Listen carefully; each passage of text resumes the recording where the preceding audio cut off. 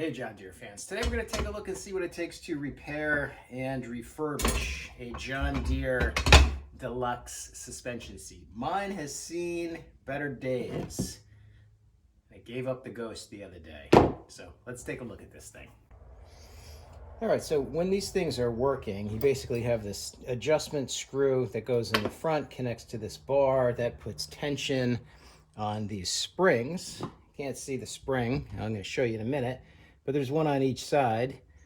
Last week, this spring bit the dust. And then you can see this has got a patch panel welded in. We've got another brake over here we got to do something with. Just ridiculous amount of slop in this thing. So first thing first, we're going to see what it takes to take it apart and what kind of parts we would need to fix it.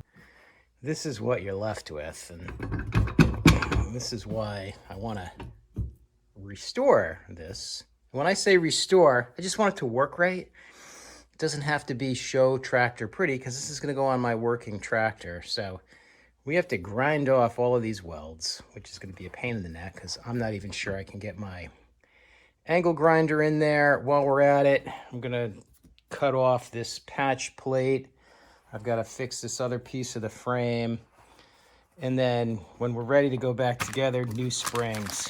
These were ridiculously expensive. I don't remember what I paid for them, but I think it was about 20 bucks a piece.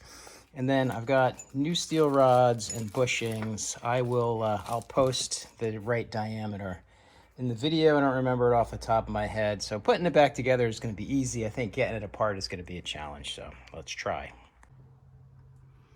All right, guys. So it's a week later. And as you can see, I have this thing back together. But it's not done. So what happened? Well, when I had it all apart and I went to grind off these welds, I didn't have anything that I could actually get in there and grind it off with. You can't fit a 4-inch angle grinder in there. There's no way you're doing that with a Dremel. And my cheesy little old central pneumatic air die grinder just doesn't have the juice to actually do this. So I was kind of stuck. So since I was halfway into it, I decided to cut out that patch panel that was in here. I re-welded the broken piece down here. I welded in a small patch over there, got the base to the point where it's operational, and then I just sprayed a little bit of flat black paint on there so that the bare metal pieces wouldn't rust. And today we're going to go ahead and get the rest of this done. How are we going to get that done? So I went to Harbor Freight and I bought a new die grinder. This Hercules stuff is not too bad. This thing is only $79. And just so happened that I had today a 25% off, no exclusions coupon. So that took the price of that sucker down to $59, which I think is a great deal. And while I was there, I bought a set of these carbide burrs. These are expensive. These were like 50 or 60 bucks by themselves. My expectation is, though, these are going to last. The cheap ones don't. Good ones do. So today we're going to take a look and see how that die grinder performs, and we're going to grind off those welds and get going again.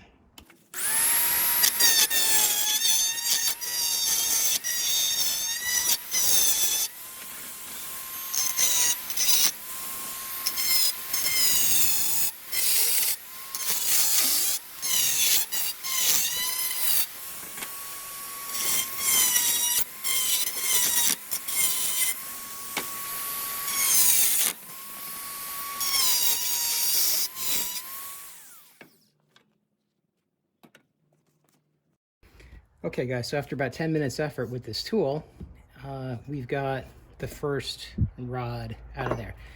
As you can see, I went in there and I just ground this off flat because I'm not going to reuse these. I've got new ones. And why am I not going to reuse them? Look at the wear in that after all of those years. All right, so this is going to get replaced with this, which is new, not all worn, and we're going to pull the bushings out of there and replace them as well. All right, here we are with the welds ground off. It's interesting that this thing won't come apart once that other bracket is welded on the end. At least mine doesn't. This is the second rod. Not as worn as that first one, but look at those bushings. I mean, it's just, there's all your slop, right? Compared to new one and, you know, next to no slop. So, what we got left to do, we got to grind off 4 more welds. And then we can start putting this thing back together. All right, and here we are done.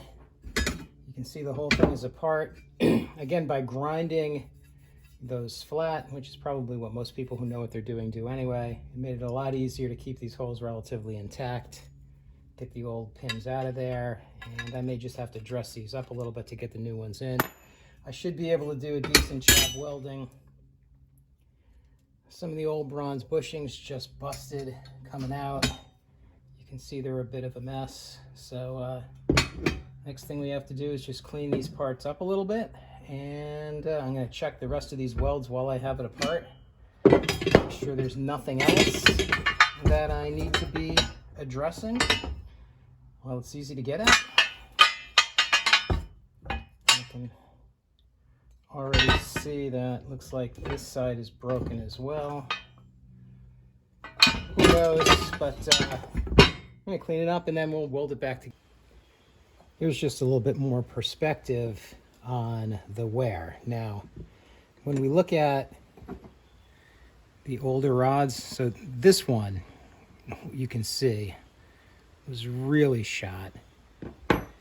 The other's not quite as bad. However, when you look at the bushings, right, this is what you're dealing with, right? This is why that seat has got so much wiggle room in it versus new bushing, new rod, nice and tight.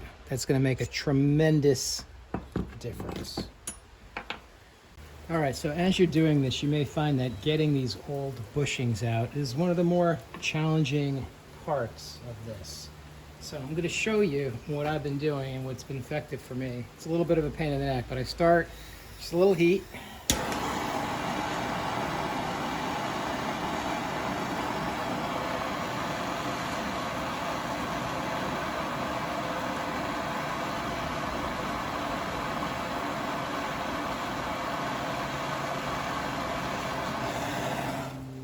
Just to get things starting to think about moving in there. I follow that up with a quick little shot of some kind of lube. And then, so far what's been working for me is to use one of the old rods. Right? Drop that in there. You gotta kind of hold it up a little bit so that you're catching the lip.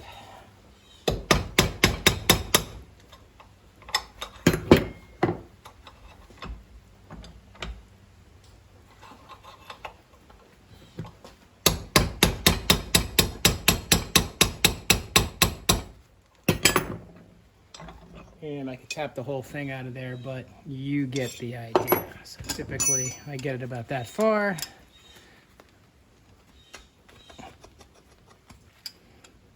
And of course I can't do this in film at the same time.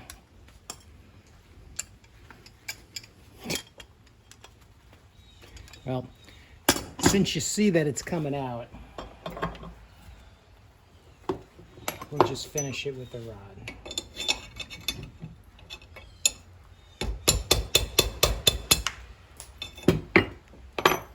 And there you have it.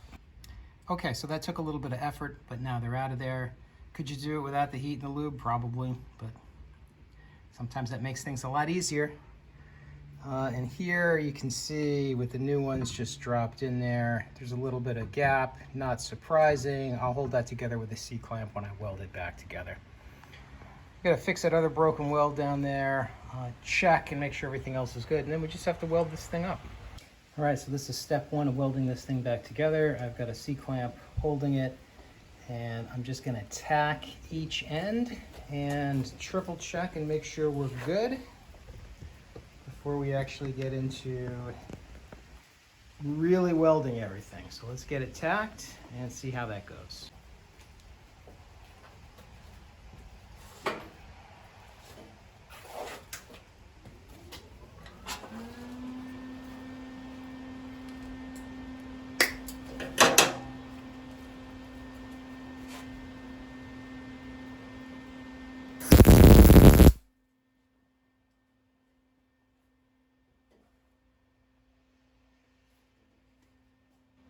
All right, here we are back on the workbench. You can see now there's no more play in this thing. You can also see my beautiful welds, which I have not cleaned up at all yet. So I'm just gonna clean those guys up a little bit, shoot some paint on there, and we are basically done.